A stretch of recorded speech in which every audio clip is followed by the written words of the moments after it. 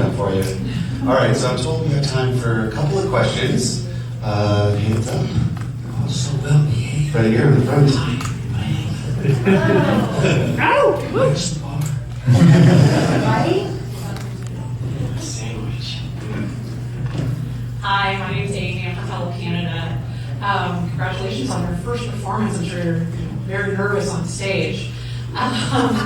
Just wondering, aside from your music, what do you hope that your legacy will be?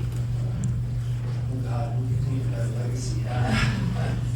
I have no idea. I just hope that we have left a positive energy behind us and that our music is meaningful to people that decide they want to check it out in the future. So it's a hard question to answer. What do you say?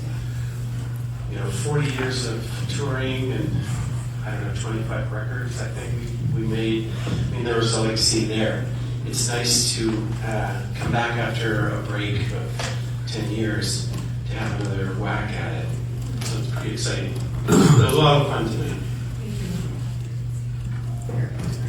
Right there. I don't know who has another mic, but yeah.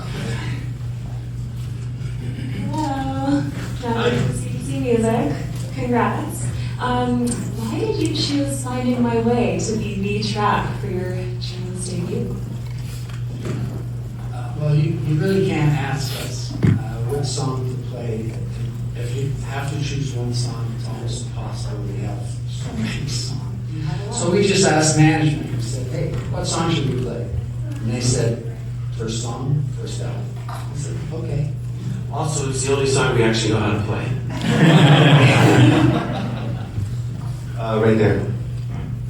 Hey guys, this is producer Graham from On the Roster. Such a huge fan of you guys, honestly, since I was a kid. My question for you guys is, I read a lot about how the first kind of rehearsals with Anika have been very successful and you guys felt kind of an instant comfortability. Have you guys, over the course of this tour, felt any sort of new realizations about her joining the band? Well, this is the first day of the tour, so. But we've been rehearsing with her on and off for about a year now. And now it's very comfortable, and she's expressing her personality, which is nice to see because she's a fantastic person, lovely, easy to work with, and really deeply talented. So we consider ourselves so fortunate because she was really the only drummer we tried to work with, and she's just been perfect for us. So, and she fires us up too, which is a bonus. Good question. Hi, Howard Druckmann from SoCan. I just wanted to ask Alex about what it was like working with the Rheostatics on their project, Great Lakes. It's really a lot of fun working with those guys. I've been jamming on and off with them for probably the last 8 years or so. The project started out as just one of those jams. It was an extended 2-hour, 3-hour jam. And then we had this idea about doing it again, making a record, and it just grew from there. I'm really excited about that project. It's all pure, it's all off the floor, no overdubs. And then when we did the live shows at the TV hall, it was the same format. We didn't necessarily play songs from the record. We just played, and that's the essence of being a musician. Just playing, letting your heart sing, and working with those guys is great because they're all very talented. They all have great ideas, and they all have a great, great energy. So I'm sure we'll do something further in the future. Hi, Claire from Toronto Life, right in the front here. Hello. Sorry, just trying to get your attention. You guys have played at some phenomenal venues, but do you have a favorite venue in Canada that you've performed at? Question. Well, I don't think we'd be good Torontonians if we didn't say Maple Gardens back in the day. Yeah.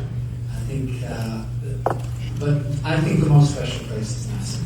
Oh, absolutely. Yeah, without a doubt. Massey was the first real sort of proper big gig we did here in Toronto. And we went to Massey Hall so many times to see our heroes play there. So that one always has a special place. Yeah, definitely. Way in the back there. Hi, Anton from Block TO over here. I was, it's been decades since Flowers that had been released. What does Toronto mean to you as musicians in the Toronto music scene? Toronto has a really rich music history. I remember, actually, Geddy and I would go see bands like the Poppers and the Ugly Ducklings back in the late 60s, and it was very exciting. It was really a very, very rich scene. There was the Yorkville scene, and there was the downtown scene, like Mandela and more of those funk bands. So it was really an exceptional place to grow up around all kinds of music.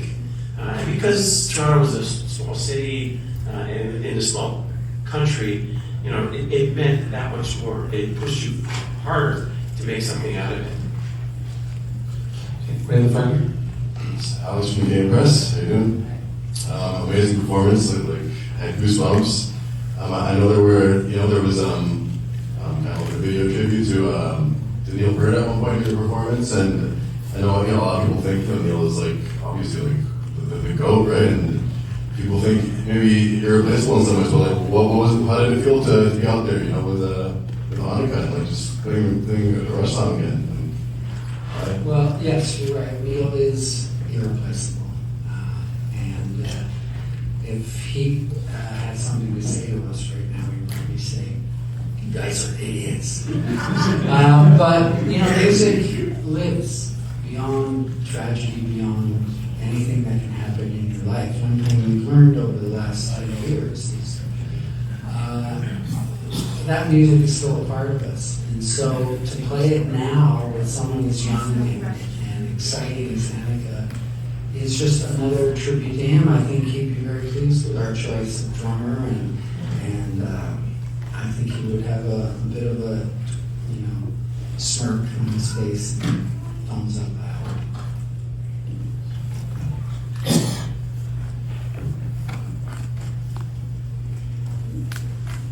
Computer. Sarah from Radio Canada. I just want to know, what are you most looking forward to on this upcoming tour? What are you looking forward to? Living to the end of it. This tour has grown from a handful to about 85 shows, which is more than we've done in quite some time. So it's a chance to be really disciplined and really dive into this new production and the show with these new players. I think it's going to be a wonderful experience for us to live through. It's going to be exhausting, but I think we'll come out better for it at the end. One place I'm looking forward to going back to is to play in Europe and South America, because we didn't get there on the R40 tour, and I know there were a lot of disappointed fans. So this is one way we can finally, thank them. All right, we'll leave it at that. Thank you so much, Geddy. Rush.